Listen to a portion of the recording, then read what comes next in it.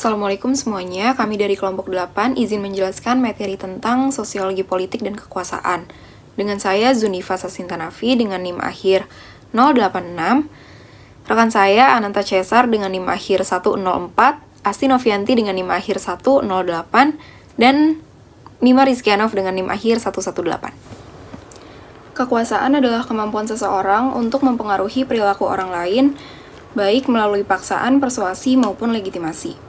Dalam sosiologi politik, kekuasaan tidak hanya berkaitan dengan pemerintah dan negara saja, tapi juga menggunakan aspek kehidupan sosial lainnya seperti organisasi, keluarga, ataupun komunitas. Kekuasaan diperoleh melalui berbagai cara. Yang pertama yaitu kekuasaan berbasis kekuatan fisik atau paksaan. Biasanya digunakan oleh kelompok atau individu yang mengandalkan ancaman militer atau aparat keamanan untuk mempertahankan dominasi mereka. Yang kedua, kekuasaan berdasarkan kekayaan atau sumber daya ekonomi. Kekayaan dapat mempengaruhi seseorang atau kelompok dalam politik, bisnis, maupun kebijakan sosial.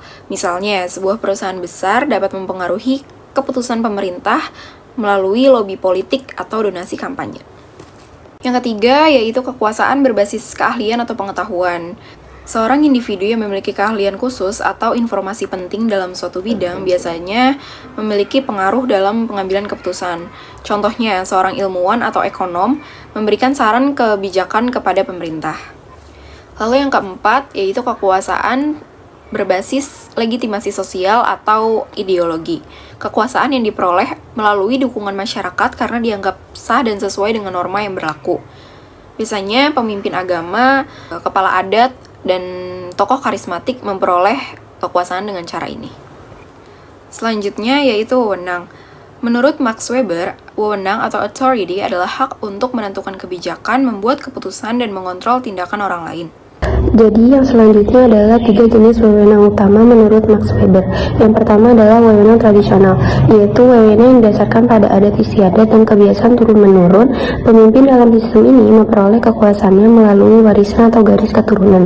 Contohnya adalah raja dalam sistem monarki atau kepala suku dalam masyarakat adat. Yang kedua adalah wewenang karismatik, yaitu wewenang yang berasal dari kepribadian luar biasa seorang individu. Pemimpin dengan wewenang karismatik memiliki daya tarik pribadi yang kuat sehingga mampu menginspirasi mempengaruhi pengikutnya. Contoh dari tipe ini adalah pemimpin revolusi seperti Soekarno atau Nelson Mandela. Selanjutnya adalah wewenang rasional legal, yaitu wewenang yang didasarkan pada aturan dan hukum yang ditetapkan secara formal. Dalam sistem ini pemimpin dipilih atau diangkat berdasarkan prosedur hukum, bukan karena keturunan atau kepribadian. Contohnya adalah presiden dalam sistem demokrasi atau pejabat birokrasi dalam pemerintahan modern.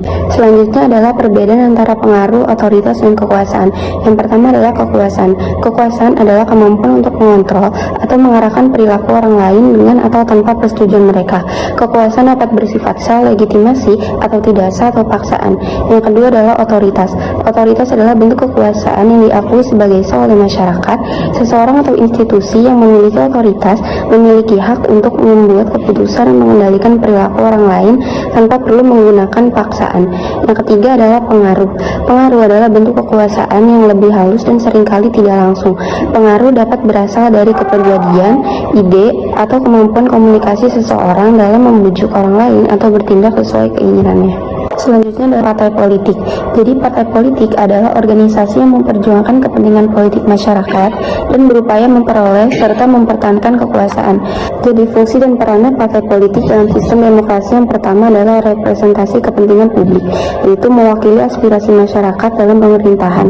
Yang kedua adalah rekrutmen politik, yaitu menyeleksi calon legislatif dan pejabat publik yang kompeten. Yang ketiga adalah pembuatan dan pengawasan kebijakan, yaitu merumuskan kebijakan publik dan mengawasi pemerintahan. Yang keempat adalah edukasi politik, yaitu meningkatkan kesadaran dan partisipasi politik masyarakat. Selanjutnya adalah birokrasi. Jadi definisi tentang birokrasi adalah sistem administrasi yang menjalankan tugas-tugas pemerintahan berdasarkan prosedur dan aturan yang sudah ditetapkan untuk mencapai efisiensi dan efektivitas. Ciri-ciri birokrasi menurut Max Weber yaitu yang pertama, hierarki yang jelas atau struktur jabatan dan tanggung jawab yang teratur. Yang kedua adalah aturan atau prosedur formal, yaitu semua keputusan didasarkan regulasi. Yang ketiga adalah profesionalisme dan spesialisasi, yaitu pegawai di direkrut sesuai kompetensi. Yang keempat adalah impersonalitas, yaitu objektif, bukan berdasarkan hubungan pribadi. Ada juga tantangan dan solusi dalam pelaksanaan birokrasi. Nah, jadi tantangannya yang pertama itu ada prosedur birokrasi yang kaku, sering kali membuat pelayanan publik menjadi lambat. Terus yang kedua itu kayak penyalahgunaan kekuasaan dan korupsi menjadi ancaman yang merusak integritas birokrasi. Terus yang terakhir itu ada rendahnya transparansi dan akuntabilitas, menurunkan kepercayaan masyarakat. Solusi dalam birokrasi ini, yang pertama itu ada penerapan good governance atau tata kelola pemerintahan yang baik. Terus yang kedua ada digitalisasi pelayanan publik, yaitu mempermudah akses dan mempercepat pelayanan. Terus yang ketiga ada pengawasan lebih ketat terhadap aparatur negara untuk mengurangi penyimpangan. Nah, selanjutnya itu ada peran negara dalam mengatur kehidupan sosial, ekonomi, dan politik. Nah, di nomor pertama itu ada bidang sosial. Di bidang sosial ini, negara bertanggung jawab menyediakan layanan dasar seperti kesehatan, pendidikan, dan jaminan sosial untuk meningkatkan kualitas hidup warganya. Terus yang kedua ada bidang ekonomi. Negara memiliki kewenangan dalam mengatur kebijakan ekonomi seperti pajak, perdagangan, dan regulasi pasar untuk menciptakan stabilitas dan pertumbuhan ekonomi yang berkelanjutan. Terus yang ketiga itu ada bidang politik. Nah, negara menjamin berjalannya sistem pemerintah yang stabil melalui pembuatan hukum, penyelenggaraan pemilu, dan perlindungan terhadap hak-hak warga negara. Nah, setelah peran negara, di sini juga ada hubungan antara negara, masyarakat sipil, dan kebijakan publik. Yang pertama, negara sebagai pembuat kebijakan. Negara bertanggung jawab untuk merancang dan menerapkan kebijakan yang sesuai dengan kebutuhan masyarakat. Proses ini melibatkan berbagai lembaga pemerintah dan politisi yang memiliki kewenangan dalam pembuatan keputusan. Terus yang kedua, itu ada masyarakat sipil sebagai pengawas dan partisipan. Yaitu masyarakat sipil termasuk organisasi non-pemerintah, media, dan akademi berperan dalam mengawasi kebijakan negara dan memberikan masukan untuk memastikan bahwa kebijakan yang dibuat adil dan berpihak kepada kepentingan publik. Terus yang terakhir itu ada kebijakan politik sebagai hasil interaksi antara negara dan masyarakat. Kebijakan yang baik seharusnya mempertimbangkan aspirasi masyarakat dan berbasis pada data serta kebutuhan nyata di lapangan. Oleh karena itu, transparansi dan partisipasi publik dalam proses kebijakan sangat diperlukan untuk menciptakan pemerintahan yang responsif dan efektif. Demokrasi dan tantangan modernitas. Demokrasi adalah sistem politik yang menekankan pemerintahan oleh rakyat, untuk rakyat dan dari rakyat. Sistem ini memungkinkan partisipasi warga negara dalam pengambilan keputusan, baik melalui pemilu, kebebasan berpendapat, maupun kebebasan berserikat. Dasar demokrasi itu ada 3, yaitu kebebasan, partisipasi, dan juga keadilan. Nah, kebebasan itu apa sih? Kebebasan dalam demokrasi itu mencakup hak dasar seperti kebebasan berbicara, kebebasan pers, dan juga kebebasan berkumpul. Nah, hak-hak ini tuh memungkinkan warga negara untuk mengkritik pemerintah, menyampaikan aspirasi, serta terlibat dalam debat publik tanpa takut represi. Yang kedua itu adalah partisipasi. Demokrasi tidak akan berjalan tanpa partisipasi aktif warga negara dalam politik. Ini mencakup hak untuk memilih dalam pemilu, berpartisipasi dalam partai politik, dan ikut serta dalam proses legislasi seperti advokasi kebijakan publik. Yang ketiga itu adalah keadilan. Demokrasi yang sehat harus memastikan keadilan sosial, di mana semua warga negara memiliki akses yang setara terhadap hukum, pendidikan, kesehatan, juga peluang ekonomi. Keadilan ini mencangkup perlindungan terhadap hak-hak minoritas agar tidak menjadi tirani mayoritas. Tantangan demokrasi di era modern itu ada 3, yaitu populisme, korupsi, dan disinformasi. Nah, populisme ini adalah fenomena di mana pemerintah atau partai politik mengklaim sebagai perwakilan rakyat untuk melawan elit yang dianggap korup. Nah, populisme ini dapat bersifat kiri ataupun kanan, tetapi seringkali mengarah pada polarisasi, anti pluralisme, dan kebijakan yang tidak berbasis fakta. Yang kedua itu adalah korupsi. Korupsi menjadi ancaman serius bagi demokrasi karena merusak kepercayaan publik terhadap pemerintah dan melemahkan institusi negara.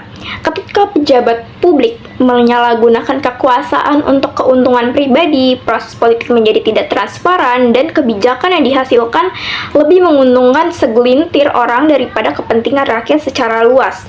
Yang ketiga adalah disinformasi. Di era digital, penyebaran berita palsu atau manipulasi informasi menjadi ancaman besar bagi demokrasi. Disinformasi ini dapat digunakan untuk mempengaruhi opini publik, memperkuat polarisasi politik, dan melemahkan legitimasi pemilu. Banyak aktor politik yang menggunakan media sosial untuk menyebarkan propaganda atau teori konspirasi guna memperoleh keuntungan politik. Pengaruh teknologi dan media sosial terhadap sistem politik, yaitu ada demokratisasi informasi. Nah, internet memungkinkan masyarakat untuk lebih mudah mengakses informasi politik, berpartisipasi dalam debat politik, dan mengorganisir gerakan sosial. Nah, platform media sosial seperti Twitter, Facebook, dan YouTube telah menjadi alat bagi aktivis dan organisasi sipil untuk menyuarakan isu-isu penting. Lalu yang kedua adalah manipulasi opini publik. Media sosial juga dapat digunakan untuk tujuan manipulasi seperti kampanye propaganda, bot politik, dan algoritma untuk memperkuat bias informasi. Yang ketiga adalah keamanan siber dan pemilu. Nah, intervensi asing dalam pemilu menjadi ancaman nyata dalam era digital. Peretasan data pemilih, penyebaran informasi palsu, dan serangan siber terhadap infrastruktur pemilu dapat mempengaruhi hasil demokratis suatu negara. Oleh karena itu, banyak negara kini memperkuat keamanan siber untuk melindungi proses politik mereka. Gerakan sosial dan perubahan politik di masyarakat global, yaitu adalah pertama, gerakan pro-demokrasi. Banyak gerakan sosial yang berfokus pada perjuangan untuk demokrasi dan hak asasi manusia seperti Arab Spring di Timur Tengah dan juga gerakan pro-demokrasi di Hong Kong. Nah, gerakan ini tuh seringkali menggunakan media sosial untuk mengorganisir aksi protes dan menarik perhatian internasional. Yang kedua adalah gerakan hak sipil dan kesetaraan. Isu hak sipil, feminisme, dan hak minoritas juga menjadi fokus utama gerakan ini. Contohnya adalah gerakan Black Lives Matter di Amerika Serikat yang menyoroti ketidakadilan rasial dan kebrutalan polisi. Yang ketiga adalah gerakan lingkungan. Aktivisme lingkungan semakin berkembang di era modern dengan organisasi dan individu yang menuntut kebijakan lebih tegas terhadap perubahan iklim dan keberlanjutan lingkungan. Nah, gerakan ini seperti Friday of Future yang dipimpin oleh Greta Thunberg menunjukkan bagaimana aktivisme dapat memiliki dampak global.